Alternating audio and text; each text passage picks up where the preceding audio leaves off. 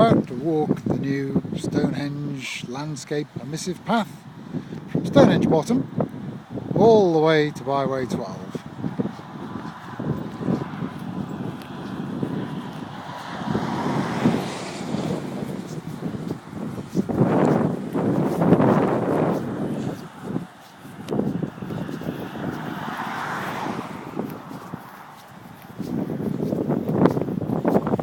If you've walked from Amesbury down the A303 at Stonehenge Bottom, there's a crossing point and two gates. You come through. Amesbury is that direction, that way is Kingbarrow Ridge. This is the old A344, and Stonehenge is up this track.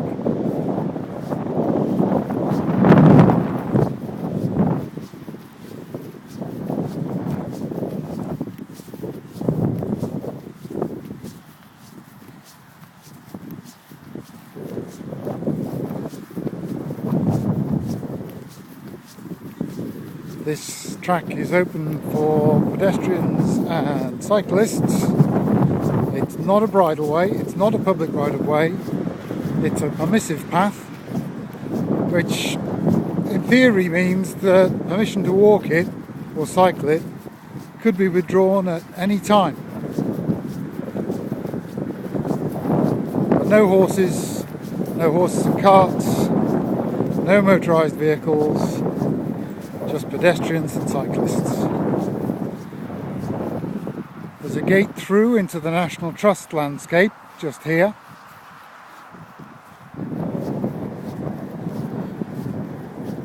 That way takes you into the avenue field ultimately. If you walk up this parallel to the fence within the field and over the brow, you eventually come to where the avenue runs up the slope towards the monument.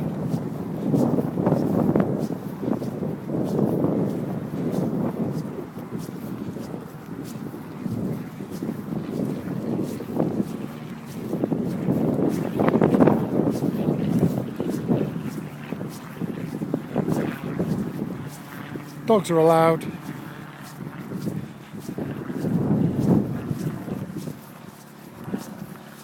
So probably when the National Trust fence comes down, that's this fence here along this side, and the sheep are allowed into this part, then it might be no dogs at all, or it might be just dogs on leads, or it might be dogs only when there's no sheep in the landscape being grazed by the tenant farmer. We don't know yet. We'll find out.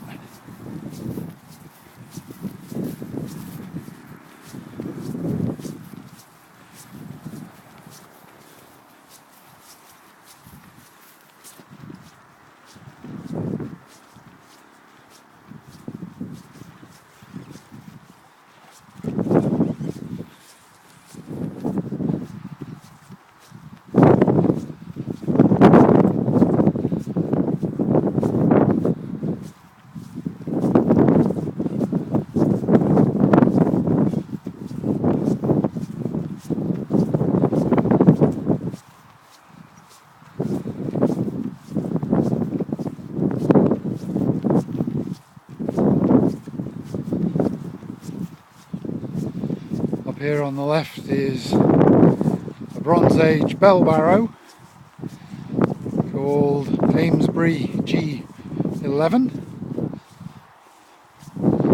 and the burial in it dates to around 1900 BC, so about 3,900 years ago. It's got a nice example of a bell barrow, quite a fancy barrow. They kind of start simple and become more elaborate through the course of the Bronze Age. There's Stonehenge coming into view with the heel stone directly in front of us.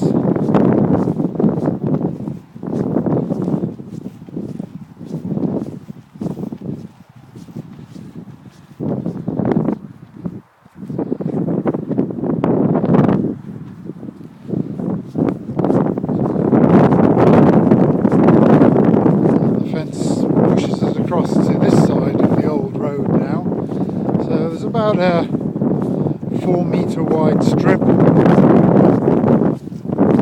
Falls off a little bit to the right hand side, so if you're cycling up here, I'd stay close to the left so you don't end up in potholes.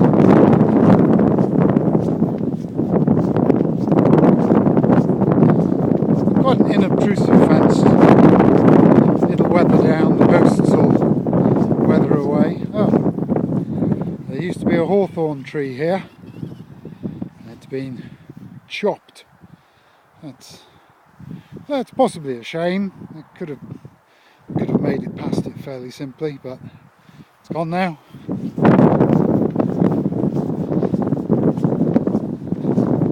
Yeah, so this fence on the left will weather down. The posts will go more silvery in colour than this yellowy fresh wood that they've got, and eventually the fence itself will probably darken up a little bit and become less obviously silver. It's amazing what the difference the extra 4 metres that you can get towards the monument makes. Nice view.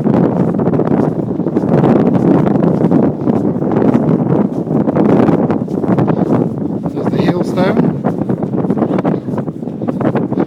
35 tonnes of natural sarsen boulder that may always have stood in this landscape, and a long bronze arrow in the landscape set down there, and the end closest to us says midsummer sunrise, far end says midwinter sunset, and that is the direction of midwinter sunset, 4,500 years ago, setting into the centre of the monument. Looking down the other way, you can probably just about make out the darker strips of green that show the ditches of the processional avenue, which leads up to the monument.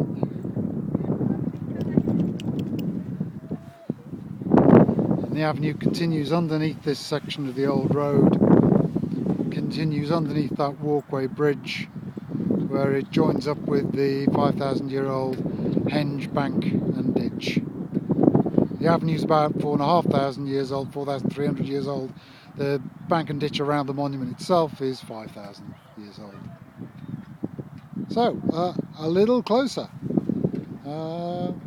Be nice when the bridge goes away. A nice clear view of the winter sunset.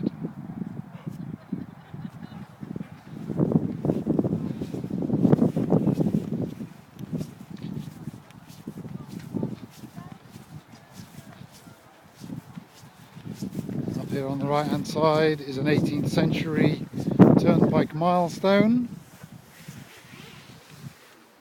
Hard to make out on the phone what it says, but it's LXXX, miles from London, II from Amesbury, so that's 80 miles from London, 2 from Amesbury. Curious fact about this milestone is on the bottom of it, that's implanted in the earth, there's exactly the same inscription, but carved with the old style of an S, which looks like a long F. So this has been recarved, inverted and replanted at some point in its history. Quite badly damaged on the top, where people used to stand on it to clamber over the old fence that used to surround the monument. On that side of the road, it used to be very close to the hills.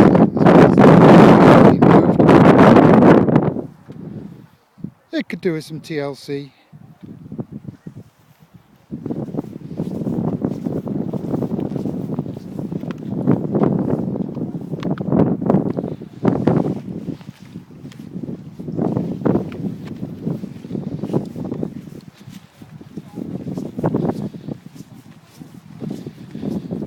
Still on the Permissive path, there's the paying visitors.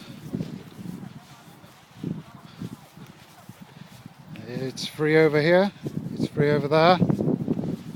It's £16.50 a person over there. Hello again, David. David Dawson, Director of Wiltshire Museum and Devices, with a landscape tour.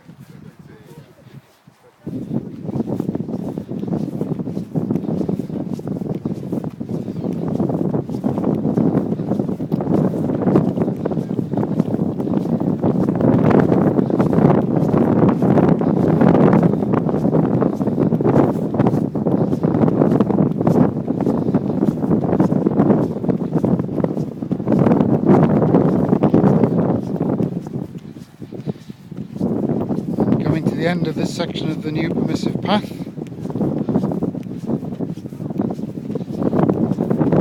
And entering into the area that used to be the old visitor centre.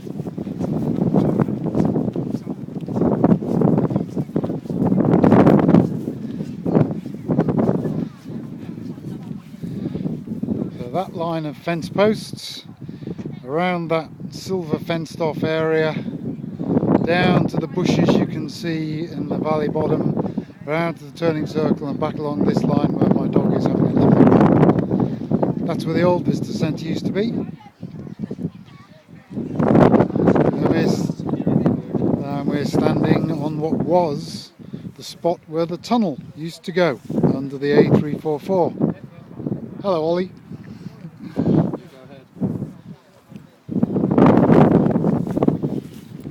Come on, dog. Just rearrange the dog's lead. What have you done?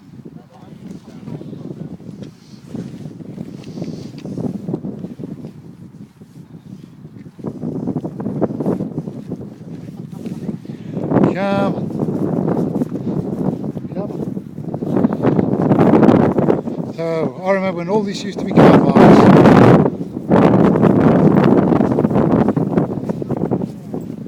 This whole area is now open and accessible. Emergency toilets down in the hub. If you need access to them, you just have to ask a member of staff and they'll let you in to the facilities. Turning circle up ahead with the buses that take you back and forth to the visitor centre.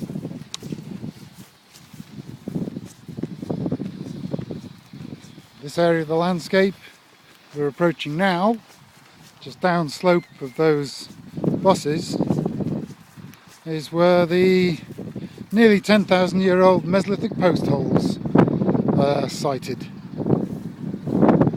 Just backing up because the dog is having a roll. Come on, dog. Up you get. Up you get. Come on. Come on. This way. Good dog. This way.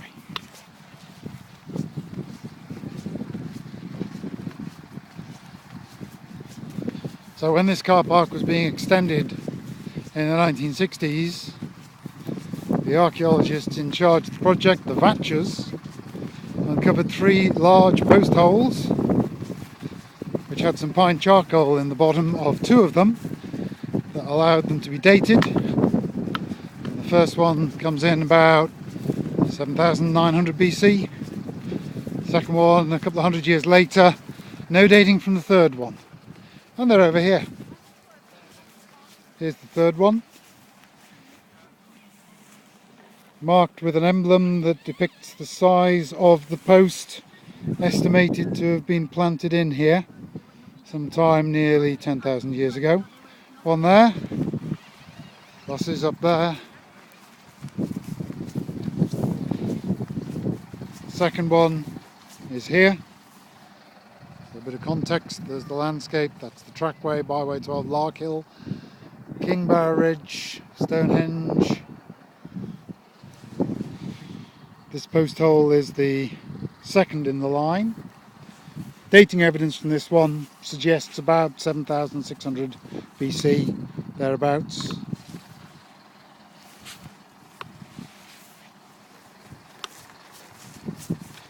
And post hole A, with the earliest dating evidence in it, close on 8,000 BC, so nearly 10,000 years ago.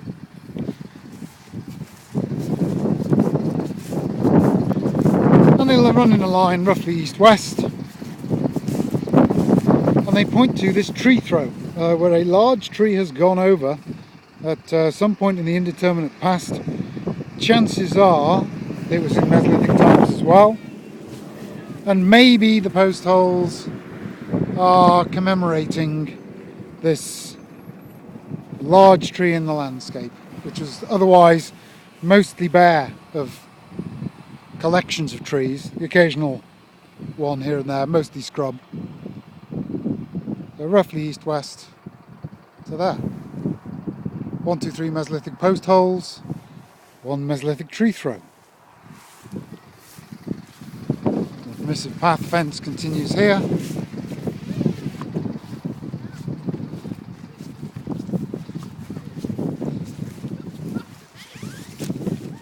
And leads you out of this gate onto Byway 12, which is public right of way, runs the A303 in that direction, and Lark Hill in that direction. The rest of the landscape surrounding us is National Trust owned land, open access, free to wander it as you will. And that's a walk east to west down the new permissive path past Stonehenge. Come and see it for free, folks. It's not a bad view.